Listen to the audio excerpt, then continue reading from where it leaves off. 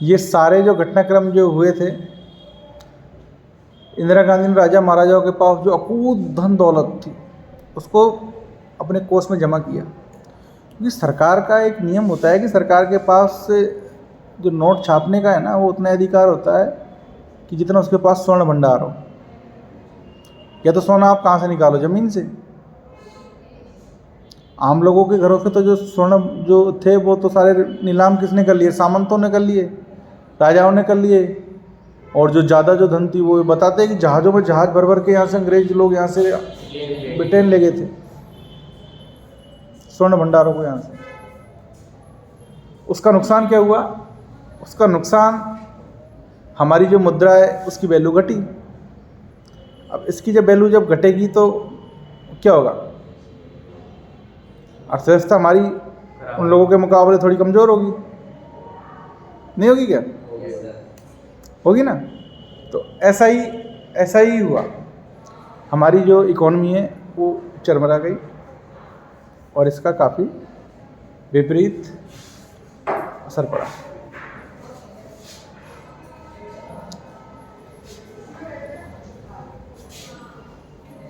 काफ़ी दिनों तक सरकार रही इंदिरा गांधी की।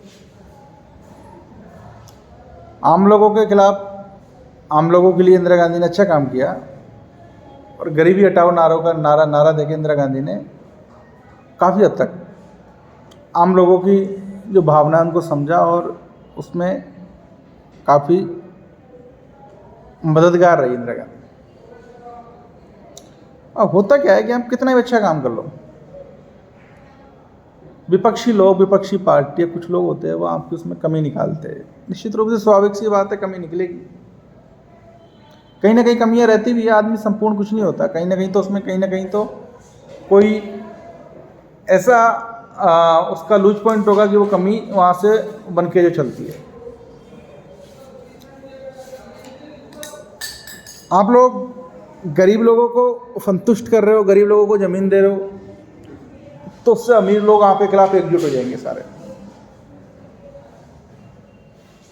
क्योंकि आप उनसे छीन के तो दे रहे हो ना, आप कहाँ से लेके आ रहे हो? उन पर छीन के आपने उनको दिए। यदि आप अमीर लोगों के लिए कुछ काम कर रहे हो, जैसे कि सरकार, वर्तमान सरकार की जैसे पूंजीपति लोगों के लिए कुछ काम कर रही है, तो आम जनता है वो कहती है कि सरकार तो अंबानी अडानी की सरकार है जी। यही कहते हैं ना हम लोग कि सरकार तो अंबानी अडानी की गवर्नमेंट है और इस गवर्नमेंट में हमारी क्या सुनवाई है। तो वो लोग सरकार के खिलाफ हो जाते हैं, आंदोलन होते हैं। आंदोलन से देश में असंतोष की भावना होती है सरकार के खिलाफ। सरकार एक्चुअल होने का डर होता है। ऐसा इंदिरा गांधी के साथ भी हुआ।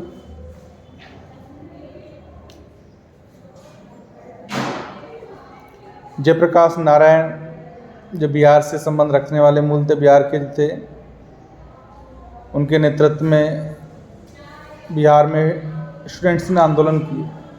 देखो लोगों को, जैसे अभी बिहार में अभी वो हुआ था, स्टूडेंट्स ने वो रेलवे की वैकेंसियों के लिए धरने प्रदर्शन किए थे। गवर्नमेंट ने जो रेलवे की जो ग्रुप डी की वैकेंसी होती है वो 2 एग्ज़ाम कर दी थी, एक एग्ज़ाम की 2 एग्ज़ाम। तो वो कहा भाई कि आप मजदूर की नौकरी में आप 2 एग्ज़ाम ले रहे हो, तो मतलब आपका सिर्फ परीक्षा के बहाने टाइम पास करने का मकसद है। आप लोग रोज़गार नहीं देना चाह रहे लोगों को। आपने करोड़ों रोज़गार के लिए, करोड़ों लोगों को रोज़गार देने के लिए आपने वायदा किया था, उस वायदे पे आपकी सरकार ने वापसी की थी।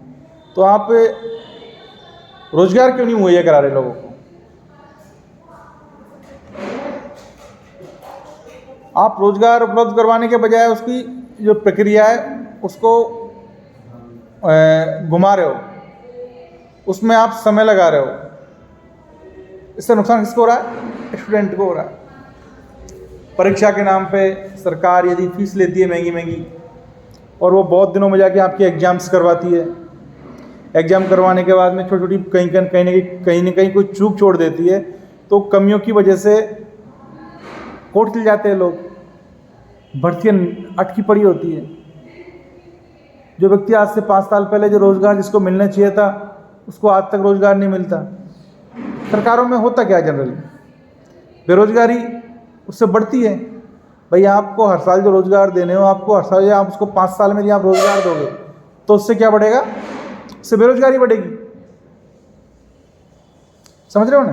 अब ये जो बेरोजगारी जो बढ़ेगी तो उसका देश की अर्थव्यवस्था पर प्रभाव पड़ेगा, लोगों में असंतोष होता है, लोगों को रोजगार नहीं मिल रहा तो लोगों में असंतोष तो होना ही है। तो ऐसा उस समय भी हुआ।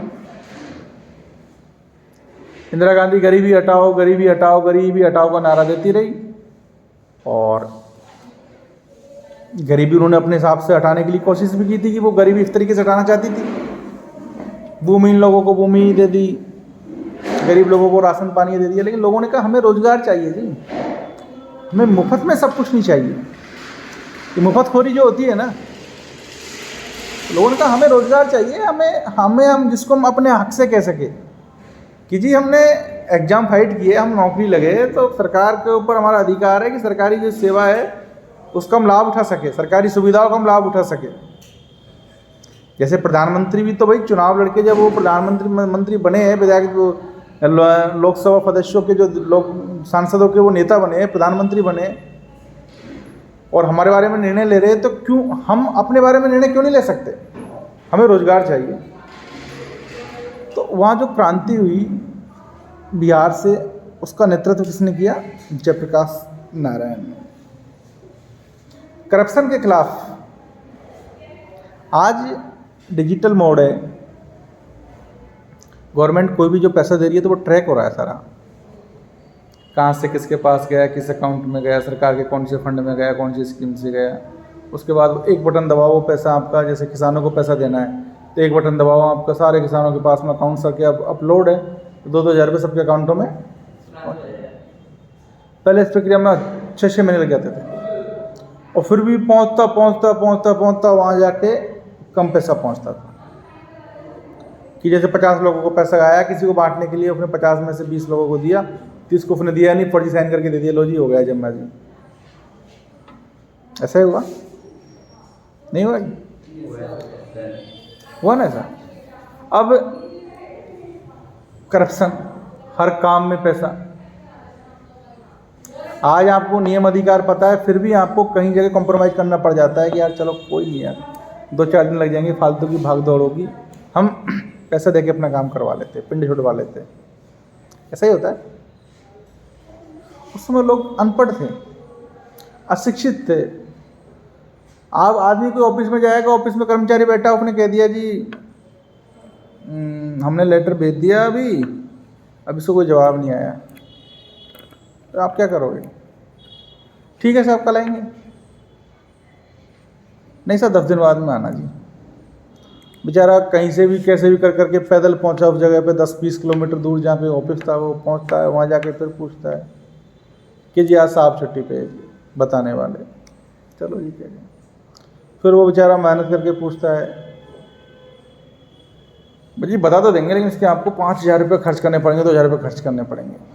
बेचारा आदमी जो इतना घूम लिया तो वो फिर चलो देते यार, क्या कोई दिक्कत नहीं है, ठीक है लो। उसको प्रक्रिया में इतना जल्दी जाता है तो फिर होता है यार चलो मैं कुछ ले दे के इनसे काम छुटाऊं। करप्शन, इस लेवल का करप्शन हो गया था कि जितने भी डिपार्टमेंट्स थे उसमें गवर्नमेंट के जो फंड जो आते हैं, गवर्नमेंट ने पुल के लिए वही चलो 5 करोड़ रुपए दिया, तो आप उसमें से 50 लाख रुपए लगा रहे हो पुल में, बाकी आपने 4.5 करोड़ रुपए डकार के सीधे सरकार ने, अफसरों ने मिल मिला के कर दिया। अब कुछ नहीं, आप उसमें डस्ट का बना दिया पुल, कुछ दिनों के बाद चर बना के गिर गया वो। तो पैसा किसका है? वो जो 5 करोड़ रुपए उस पुल के लिए सैंक्शन किसका पैसा हुआ है? वो हमारा पैसा है, जनता का पैसा है, देशवासियों का पैसा है। किसका हक है उसके ऊपर? हमारा। अब हमारे पैसे का यदि बदखर्च होता है तो सीधी सी बात है, करप्शन 2008-9 में आपने देखा होगा, ये तो हम देखी बात है। अन्ना हजारे ने जब आंदोलन किया था लोकपाल बिल के लिए, राष्ट्रमंडल खेलों में घोटाला, कभी कौन से उसमें घोटाला, वो फास्को कांड में घोटाला, वो राफेल घोटाला, तो इतने सारे जो वो इतने बड़े बड़े जो कांड जब हुए थे तो लोगों की जो भावनाएं जुड़ गई थी, यार ये हमारा पैसा है तो हमारा पैसा इस तरीके से क्यों लूटा जा रहा है? एक तरीके से लूटी हुई नहीं। तो भ्रष्टाचार के विरुद्ध अभियान आरंभ कर दिया। निश्चित रूप से आप जब भ्रष्टाचार के विरुद्ध अभियान आरंभ करोगे तो सरकार के खिलाफ वो चीज़ें जाती है। उससे इंदिरा गांधी की छवि पे असर पड़ा और लोगों में ये था कि वही ये सरकार पूरी भ्रष्टाचार में लिप्त है और इस सरकार का कुछ ना कुछ किया जाना है, नहीं तो सरकार तो हमें फिर दोबारा गुलामी की राह पे ले जाएगी। उसी समय राम मनोहर लोहिया भारत में समाजवाद के प्रतिपादक रहे, जिसकी समाजवादी पार्टी है ना, ये लालू मुलायम सिंह यादव वाली, इसके जो संस्थापक थे वो राम मनोहर लोहिया ही जी थे। जब भी तो आज बोला जाता है काफ़ी सारे विषयों पे भाई कि लोहिया के सिद्धांतों पे पार्टी चल रही है या लोहिया के सिद्धांतों पे पार्टी नहीं चल रही है, तो इसकी कौन पता नहीं सर, मैं ही ले रहा हूँ सर। हाँ हेमचंद जी, गुरुदेव आओ तो सही। अरे सर ये बन रहा है, देखो तो सही। बंदा तो बढ़िया सर, इसमें क्या कर रहे हैं गुरुदेव? सही है ना? बढ़िया, इससे बढ़िया और क्या होगा भाई, हम पढ़ा रहे हैं और क्या, यह रख रखा है, कोई दिक्कत इसको नहीं। ग्रुप में डाल देना, ग्रुप में डाल देना, फिर बोला हाँ कि अपने 12 वीडियो सी में डाल दो। बिल्कुल डाल देंगे, तो घर जाकर वीडियो क्या वो लेंथ थोड़ी ज़्यादा है ना। अच्छा ठीक है। नहीं है सर, कोई दिक्कत है क्या इसमें? हाँ हैं जी सर।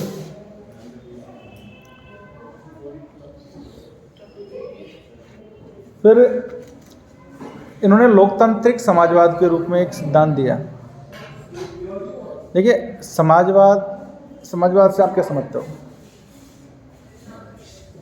कि भाई जाति के नाम पे, जन्म के नाम पे, रंग के नाम पे किसी के साथ में कोई भेदभाव नहीं करना चाहिए। तो राम मनोहर लोहिया जी थे, इन्होंने टाइम क्या हो गया, कब तक होता है पीरियड? 2:15 तक। नहीं तीसरा 50 तक होता है। 2:50। हाँ, तो ये पीरियड भी मैंने मेरा ही माना। तो इन्हें राम मनोहर लोहिया ने लोकतांत्रिक समाजवाद, लोहिया के अनुसार समाजवाद दल 3 प्रतीकों पर आधारित होगा। एक है कुदाल, एक है मत और एक है समर्पण। तो उन्होंने अपना समाजवाद सिद्धांत दिया। फिर दीनदयाल उपाध्याय जो एक दार्शनिक थे, समाजशास्त्री थे, और उन्होंने अपने प्रदर्श को एकात्मक मानववाद जो कहा जाता है, जो एक स्वदेशीय सामाजिक आर्थिक प्रेमीमान का प्रतिपादन है। वर्तमान जो भारतीय जनता पार्टी है वो दीनदयाल उपाध्याय इसके संस्थापक है। इसको पहले भारतीय जनसंघ पार्टी बोला जाता था। ये जो है जयप्रकाश नारायण, राम मनोहर लोहिया, ये इन्होंने अपनी अपनी जो पार्टियाँ वहाँ उस समय बनाई थी कांग्रेस के खिलाफ। पहले देखो कांग्रेस का पूरा एक छत्र राज्य था। ये जो और जो पार्टियाँ थी ना, छोटी छोटी जो पार्टियाँ थी, ये मतलब बहुत कम, जैसे वर्तमान में नहीं चल रहा है क्या अभी हाल फिलहाल मोदी जी के राज में भाजपा ही भाजपा है सब जगह। मतलब एक बहुत बड़े दल के रूप में जब भाजपा जो उभरा है, तो निश्चित रूप से पंडित दीनदयाल ने पूंजीवादी व्यक्तिवाद तथा मार्क्सवादी समाजवाद दोनों के विरोधी थे वो। मतलब बीजेपी जो पार्टी है, इसका जो नींव थी ना, वो इसके पूंजीवादी व्यक्तिवाद के खिलाफ थी। मतलब कि कुछ ही लोगों के हाथ में सत्ता नहीं होनी चाहिए, कि जो सारा जो पैसा है ना, वो कुछ ही लोगों के पास नहीं होना चाहिए, कि वो पैसा बटा हुआ सब लोगों के पास में होना चाहिए। जैसे आज ये कहते हैं कि भारत के जो टॉप जैसे ये 8-10 लोग हैं, उनके पास भारत की आधे से ज़्यादा धन दौलत है। बाकी लोग तो कुछ नहीं है उनके सामने, समझ रहे हो? तो फिर कुछ लोगों के पास ही इतना जब पैसा जब हो जाता है तो वो पूंजीवादी व्यक्तिवाद हो जाता है कि कुछ ही लोगों के खिलाफ इतना पैसा। मैंने जैसे आपको बताया था। और समाजवाद में क्या है कि सभी के बराबर इक्वल, चलो बराबर नहीं है, लेकिन ये है कि अमीर और गरीब दो जो वर्ग है ना, ये नहीं होते, सारे लोग इक्वल, आल सार इक्वल, ना तो गरीब रहेगा और ना अमीर। इतने सारे लोग इंदिरा गांधी के खिलाफ हो गए। समय चक्र जो पहले इंदिरा गांधी के साथ जो चला आ रहा था, अब एकदम वो बदल गया। और बदलने के बाद इंदिरा गांधी को लगा कि अब तो जो सारा कुछ मेरे हाथ में था, सारी सत्ता मेरे हाथ में थी, ये तो खिसकती हुई जा रही है भाई। आखिर क्यों? तो कोई व्यक्ति के पास जब सत्ता जब होती है ना, तो वो घमंड में इतना चूर हो जाता है कि उसको आम लोगों की भावनाओं की कदर नहीं होती है। वो ये नहीं देखता कि सामने वाला क्या समझ रहा है, उसको मैं जीता है, अरे मैं हूं ना, तो क्या दिक्कत है, ये क्या है, कुछ नहीं है जी, ये तो ऐसे ही है, ऐसे ही करते रहते हैं इस तरीके से। आत्मावलोकन भी काफी बार नहीं कर पाता। इंदिरा गांधी को लगा यार तो सारा समय मेरे साथ खराब हो गया, और किसी मामले में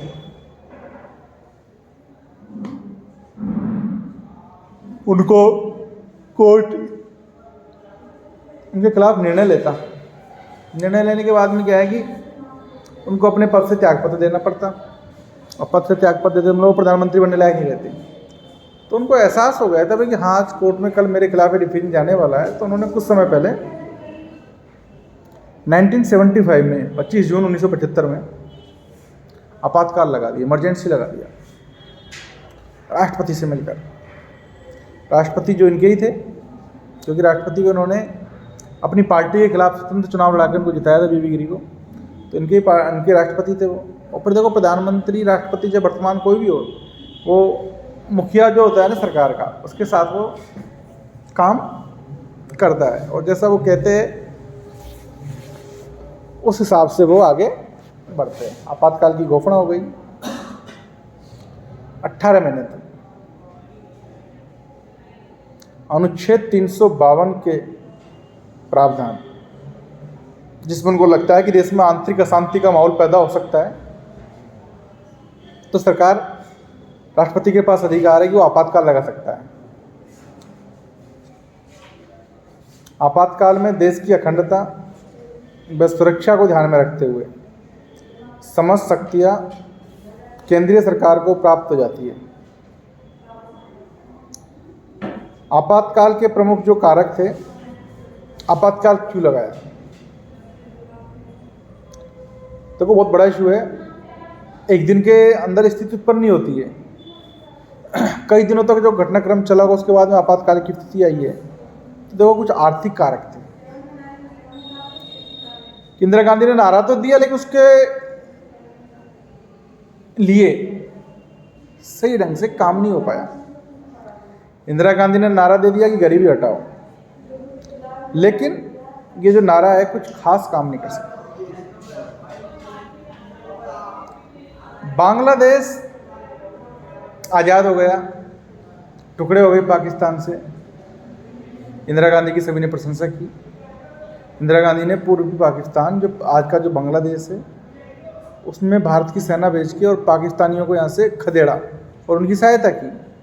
उससे भारत के ऊपर लोड पड़ गया। बांग्लादेश के जो लोग थे उस शरणार्थी के रूप में जो पश्चिम बंगाल में रहने लग गए, वहाँ से बॉर्डर को फ्री किया। इंदिरा गांधी ने भाई पाकिस्तान को तोड़ने के लिए ऐसा किया, क्योंकि ऐसा करना पड़ता है।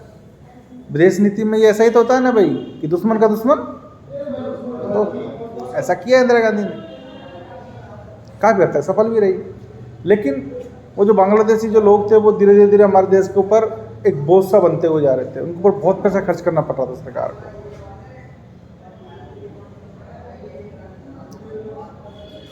अमेरिका को ये लगा था भाई भारत रूस के साथ जितना लिबरल है इतना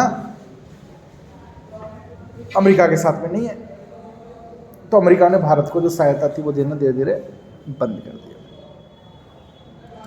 तेल की कीमतों में बढ़ोतरी हो गई, उससे क्या है कि तेल बढ़ेगा तो फिर सी बात है कि सब चीज़ों फर्क पड़ता है। तेल यदि घटता है तो चीज़ें सस्ती भी होती है, और तेल बढ़ता है स्थिर रहता है तो चीज़ों पे कोई फ़र्क नहीं पड़ता। तेल बढ़ेगा तो कीमतें बढ़ेगी, किराया भाड़ा बढ़ेगा। मेन तो यही होता है। आप जो गाड़ी का जो खर्चा है ना आपका पेट्रोल डीजल ये जो आप जाते हो अपनी यूज लेते हो वो ज़्यादा फर्क नहीं पड़ता उससे। वो होता है कि आपका 500 रुपये लीटर भी पेट्रोल हो जाए तो भी आपका महीने का, जैसे आप बाइक से कहीं जा रहे हो 8-10 किलोमीटर, तो मुश्किल से उस पर 1000-500 रुपये का फ़र्क पड़ेगा। लेकिन 100 का जब 500 लीटर डीजल जब हो जाएगा ना तो आपको सब्जी 1-1000 रुपये किलो टमाटर मिलेगा। समझ रहे हो?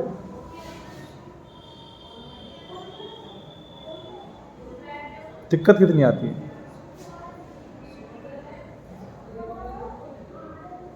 आती है ना। औद्योगिक विकास की दर बहुत कम हो गई थी। औद्योगिक विकास की दर बहुत कम हो गई थी। शहरी एवं ग्रामीण क्षेत्रों में बेरोजगारी बहुत बढ़ गई थी। ये तो आर्थिक कारक रहे। छात्र आंदोलन, ये भी एक बहुत बड़ा इश्यू रहा था उस समय 1974 में। गुजरात, जो मैंने कहा था कि गुजरात और बिहार, इन दो जगह से आंदोलन बन के निकला था। वहाँ के छात्रों ने खाद्यान्नों की, खाद्य तेल और जो आवश्यक जो वस्तुएं थी, इन कीमतों में जो बढ़ोतरी हुई, तो गुजरात में तो आपको पता है कि बिजनेस टाइप से लोग बहुत थे। तो इन लोगों ने कहा हमें अपना जो पका हुआ जो माल है, हम जो मार्केट में जो चीज़ें बेच रहे हैं, हमें जो कच्चा माल जब महंगा मिल रहा है तो हम इसको जब बना के जब बेच रहे हैं तो इससे लोग उसको खरीद नहीं पा रहे, महंगाई हो रही है, हमें बड़ी दिक्कतें आ रही है। करप्शन बहुत ज़्यादा हो गया था।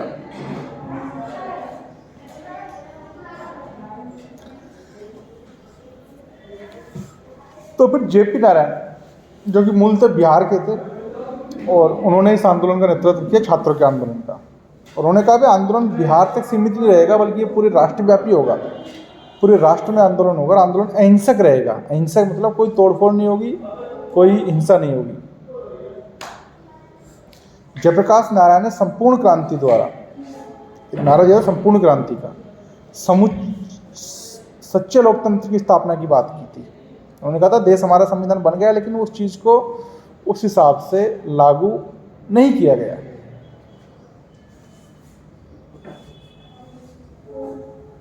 जेपी ने भारतीय जनसंघ, कांग्रेस, भारतीय लोकदल, सोशलिस्ट पार्टी जैसे गैर कांग्रेसी दलों के समर्थन में संसद मार्च का नेतृत्व किया। मतलब जो कांग्रेस इंदिरा गांधी के खिलाफ जो बाकी सारी पार्टियों को एकजुट करके सारे लोगों के साथ संसद मार्च की ओर एकजुट किया। आज यदि मान लो आप 1500 लोग यदि आप संसद मार्च की ओर आप कर दो, जंतर मंतर पर आप लोग जाते हैं, तो पूरे मीडिया का अटेंशन आपके ऊपर आता है। तो क्यों आ रहे हैं लोग? केरल के किसानों ने नहीं किया क्या? जो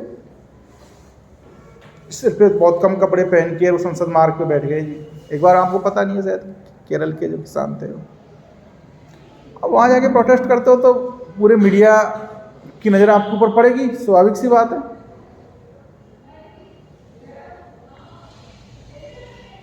इंदिरा गांधी ने कहा भाई ये ऐसा है कि ये जो आंदोलन है ना, मेरा व्यक्तिगत विरोध है और इसमें मेरी पार्टी की कोई कमी नहीं है।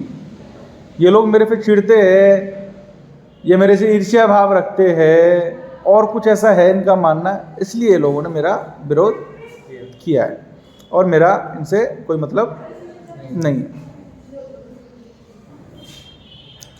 नक्सलवादी आंदोलन भी उसी समय हो गया।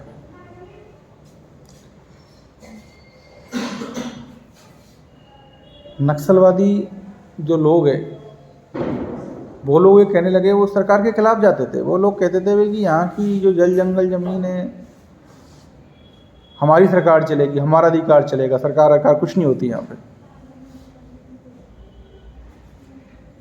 जो कि राजनीति में विश्वास नहीं रखते थे, सरकार पे कोई भरोसा नहीं है उनको। वो कहते हैं हमारी हम ही सरकार, हम किसी की नहीं मानते जी। होता है ऐसा। कहते हैं जंगल में अपना अलग कानून होना चाहिए, तो वो कहते हैं हमारे यहाँ का अलग कानून रहेगा और उसको हम ही संभालेंगे, हम किसी की भी नहीं मानने वाले।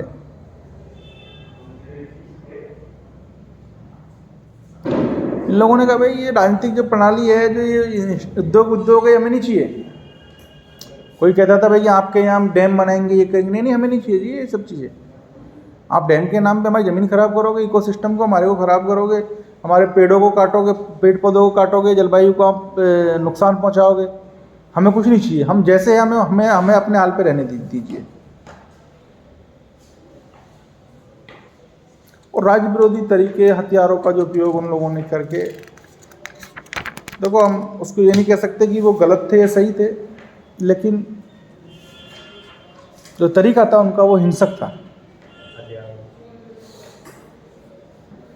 किसी के अंदर एंट्री, पत्रकार कोई नहीं जा सकता, ना पुलिस जा सकती, कानून को विश्वास ही नहीं करने वाले आदमी। आज यदि हम स्कूल में बैठ जाएंगे, अब यहाँ बाहर से कोई आने वाला होगा, हम उसको सूट एंड साउट कुछ नहीं, आप नहीं आ सकते, हमारे मर्जी हो जैसे कर, तो लोग तो हमें गलत बताएंगे। वैसे हम चाहे कोई गलत के खिलाफ हम युद्ध लड़ रहे हो, लेकिन चीज़ें तो हमारे खिलाफ जाएगी।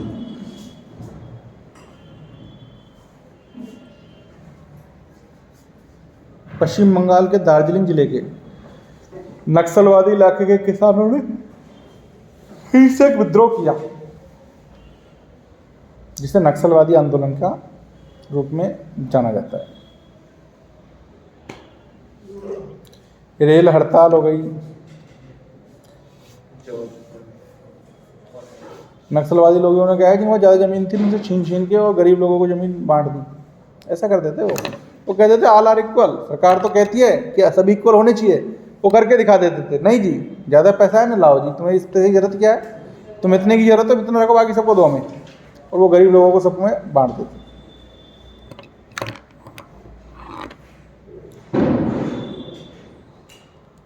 रेल हड़ताल हो गई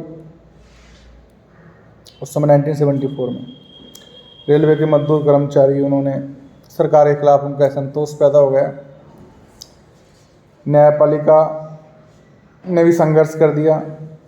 सरकार के मौलिक अधिकारों में कटौती, संपत्ति के अधिकार में काटछांट और नीति निर्देशक सिद्धांतों को अधिकारों पर ज़्यादा शक्ति देना जैसे प्रावधानों की सर्वोच्च न्यायालय ने निरस्त कर दिया। सरकार ने फिर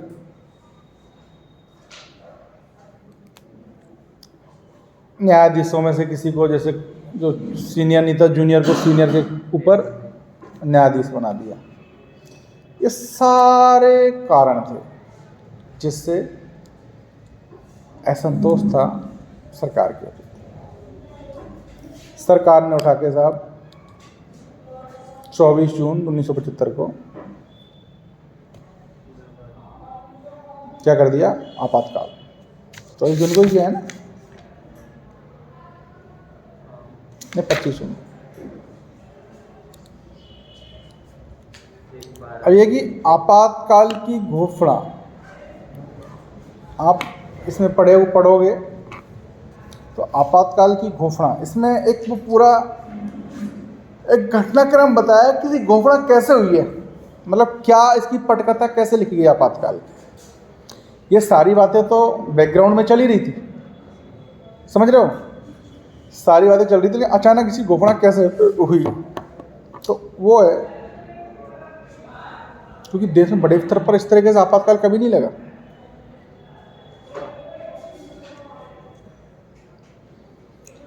कि इलाहाबाद हाई कोर्ट में इंदिरा गांधी के चुनाव को एक असंवैधानिक घोषित करार किया था। भाई इंदिरा गांधी का ने चुनाव जो लड़ा हुआ असंवैधानिक, कहीं ना कहीं उन पर कहीं ना कहीं कोई गलती हो गई शायद।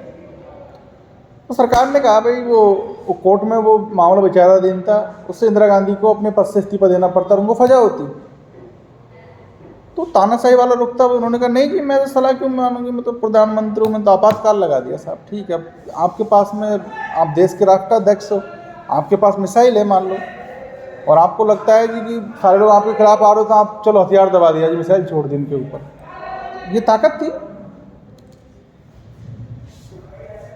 अस्त्र क्या हुआ उसका? इंदिरा गांधी को नुकसान हुआ। इंदिरा गांधी की मृत्यु जब हुई थी तो वो इस तरीके से तो हुई थी। कहीं ना कहीं लोगों में असंतोष जब हो जाता है तो वो उसका व्यक्तिगत नुकसान भी उठाना पड़ जाता है। 25-24 जून को उच्च न्यायालय के फैसले पर स्टे आ गया और ये कहा इंदिरा गांधी संसद बनी रहेगी परंतु मंत्रिमंडल की बैठकों में भाग नहीं लेगी। इस तरह के एक वो आया, ऑर्डर आया। 25 जून को जेपी के नेतृत्व में रामलीला मैदान जो कि दिल्ली में है, और जो बड़े बड़े जो आंदोलन है वो यहीं से होते हैं। तो इस रामलीला मैदान में जेपी ने कहा भाई कि जब इंदिरा गांधी प्रधानमंत्री है और वो मंत्रिपरिषद की बैठकों में भाग नहीं ले रही, इसका मतलब है कि ये गलत है और सरकार दबाव में है और सरकार इसके खिलाफ फैसला नहीं ले पा रही है। तो सरकार ने, उन्होंने कहा भाई सरकार आप इस्तीफा दीजिए इंदिरा गांधी से।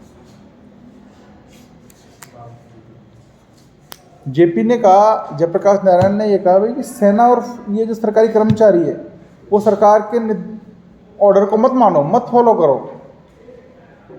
सरकार आपसे कुछ भी गलत काम करवा सकती है, समझ रहे हो ना, आप इनकी खिलाफत कर दो सरकार। 25 जून 1975 की मध्य रात्रि में अनुच्छेद 352 कि भाई कोई आंतरिक गड़बड़ी नहीं हो, ऐसा कहके और आपातकाल की को लागू करने की सिफारिश सरकार ने कर दी कि जी कोई आंतरिक गड़बड़ी नहीं होनी चाहिए। इस तरीके से कहके सरकार ने आपातकाल की घोषणा कर दी 25 जून को मध्य रात्रि को। क्या परिणाम हुआ जी उसका? आपातकाल की घोषणा हो गई। आपातकाल की स्थिति कैसे बनी, तो वो तो आपातकाल के कारण आ जाएंगे। आपातकाल की घोषणा किस प्रकार हुई, तो मैंने बताया किस तरीके से हुई। अब बात आती है कि आपातकाल का क्या क्या परिणाम हुआ। टाइम बताओ। 50 हो गया टाइम। तो ये हम कर पढ़ेंगे इसको, आपातकाल के क्या क्या परिणाम हुए। बाकी आज मैंने जो चीज़ें अब जो आपको बताई है वो कुछ समझ में आया नहीं आया? आया ना? आप इसको अपने हिसाब से समझिए। भाई किताब में जैसा लिखा है उसको अपने स्टोरी रूप में आप उसको समझ के आप उसको एक अपने दिमाग के अंदर आप इसकी समझ बनाओगे तो उसका आपको फ़ायदा मिलेगा। ठीक है? और बाकी किताबों में लिखा हुआ है, इसमें लिखा हुआ है, रेफरेंस बुक में जहाँ से आप पढ़ते हो, जितनी आप नॉलेज लोगे उतना आपको फ़ायदा ही है। तो आप लोग घर से एक बार फिर कल रिवीजन करके आइए कि किस तरीके से आपातकाल। एग्ज़ाम डेट आपकी 26 अप्रैल से हो ही गई है डिक्लेयर। देखते हैं किस तरीके से एग्ज़ाम्स होती है। उससे पहले प्रैक्टिकल्स आपके होने वाले हैं, तो प्रैक्टिकल का काम भी आपको करके रखना ही है। ठीक है ना? अलर्ट मोड पे रहिए सारे बच्चे। ओके, ठीक है भाई? Okay, thank you.